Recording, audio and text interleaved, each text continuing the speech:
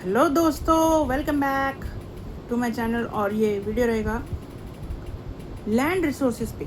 सबसे पहले land resources होता है कि वी लिव ऑन लैंड, ठीक है। We perform our economic activities on it, ठीक है।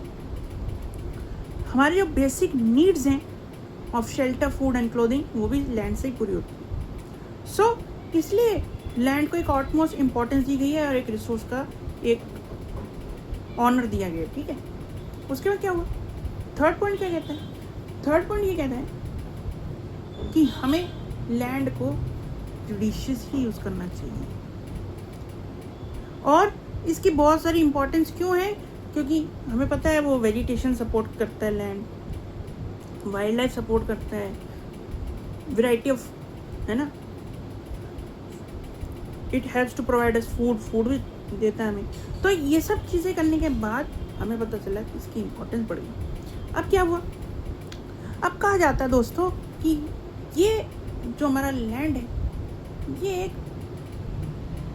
फाइनाइट मैग्नीट्यूड का है, बड़ा नहीं है। इसीलिए हमें इसकी कंजर्वेशन करनी चाहिए, बहुत जुडिशियसली यूज़ करना चाहिए, केयरफुली यूज़ करना चाहिए। उसके बाद क्या आता है? उसके बाद ये आता है दोस्तों कि इंडिया में कॉम्पोजिशन ऑफ लैंड कैसी है। तो मैं बताता हूँ।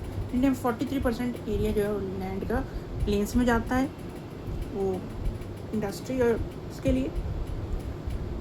30% हमारा land perennial flow of reverse के लिए माउंटेन्स बने हैं 30% एरिया में। और 27% जो है वो बने हैं प्लेट्यूज। प्लेट्यूज में क्या है? मिनरल रिजर्व्स हैं और फॉसिल फ्यूल्स हैं, ठीक है। अच्छा, यहाँ पे आपको एक और टॉपिक बताया जाएगा, लैंड यूटिलाइजेशन। लैंड यूटिलाइजेशन क्यों करनी है? लैंड यूटिलाइजेशन इसलिए करनी है दोस्तों क्योंकि देखिए, लैंड को हम डिवाइड कर लेते हैं।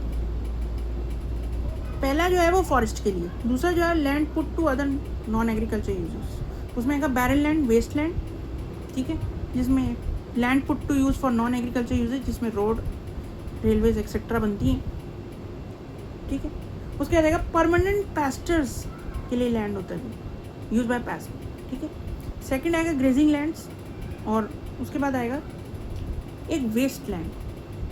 वेस्ट लैंड क्या होता है दोस्तों? वेस्ट लैंड वो होता है जिसमें हम पास्ट 5 years उससे से ज़्यादा खेती बाड़ी नहीं करें, इट वॉज लेफ्ट अनकल्टिवेटेड। उसके बाद आता है कि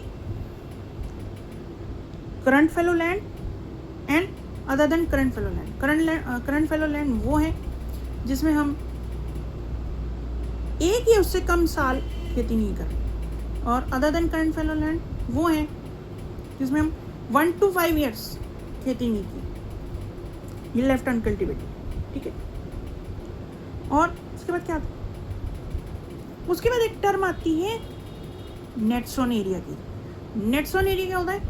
जो फिजिकल एक्सटेंट जो होता है लैंड का हमारे, उस पर जो हम क्रॉप्स सोन करते हैं, हार्वेस्ट करते हैं, उसको कहा जाता है नेट सोन एरिया।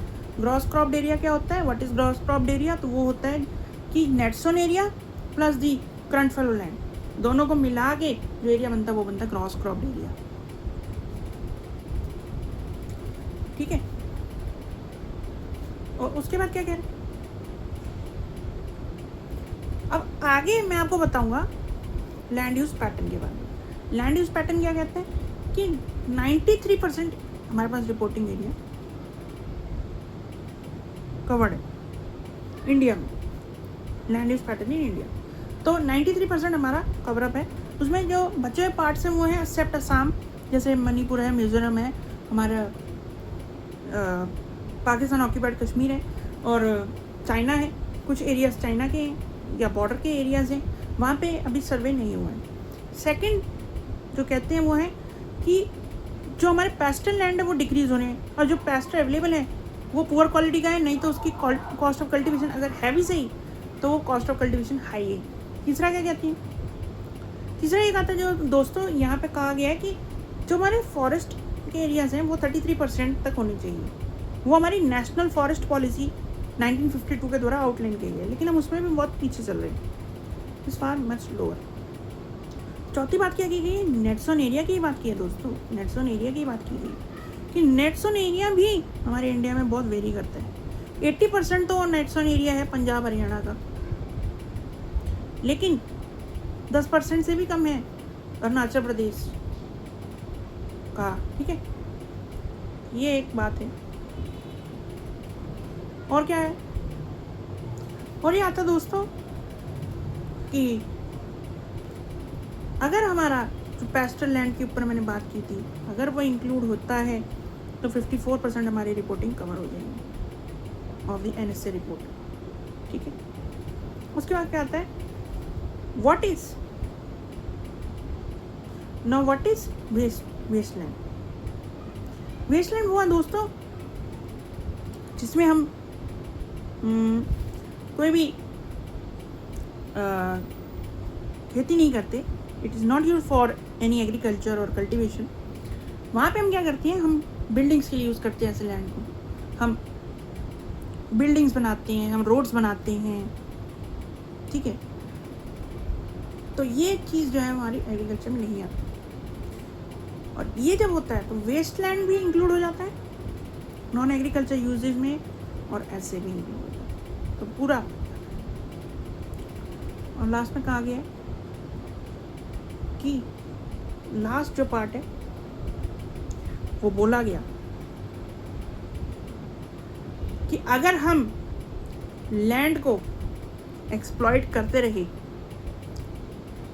मैंने आपको बताया बहुत कम है, लैंड को कंजर्वेशन करना ज़रूरी है।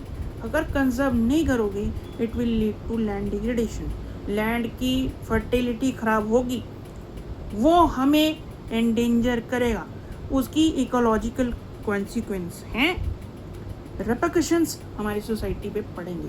अगर आप लैंड कंजर्वेशन नहीं करते, लैंड डिग्रेडेशन आएगी। दैट्स ऑल दोस्तों, don't forget to share, subscribe and like, और तब तक के लिए मेरी तरफ से गुड बाय।